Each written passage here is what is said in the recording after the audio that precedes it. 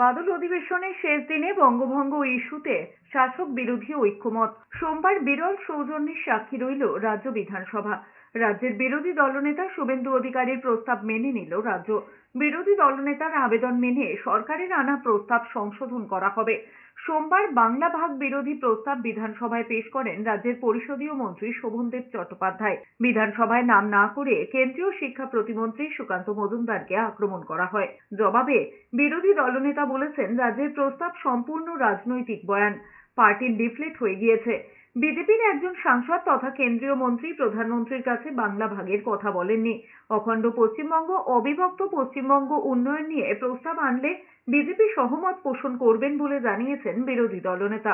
এরপরেই বিধানসভায় মুখ্যমন্ত্রী মমতা বন্দ্যোপাধ্যায় বলেছেন, পশ্চিমবঙ্গ এক থাকবে, রাজ্যকে ভাগ করতে দেওয়া হবে না। সবাই মিলে এই প্রস্তাব নেওয়ার আবেদন জানান মুখ্যমন্ত্রী।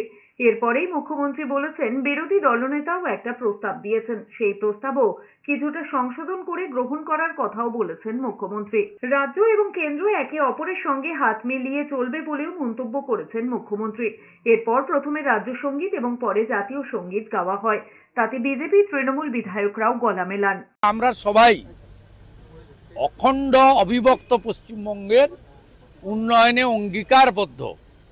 ডক্টর শ্যামাপ্রসাদ মুখার্জি এটা দিয়ে গেছেন, আমি ইতিহাস তুলে ধরেছি বিধানসভায়। সেক্ষেত্রে হাউস বিলংস টু অপোজিশন, সংখ্যায় আমরা কম, ওরা বেশি। লিডার অব দি হাউস মুভারকে অনুরোধ করলেন যে মেনে নিন, ওনারা একটা লাইন যুক্ত করেছেন, ওটাও আমরা মেনে নিচ্ছি। সেটাও প্রায় একই, সেটা আছে আমরা পশ্চিমবঙ্গ ভাগের বিরোধী। তা আমাদের স্ট্যান্ডও তাই, আমাদের পার্টির স্ট্যান্ড খুব ক্লিয়ার।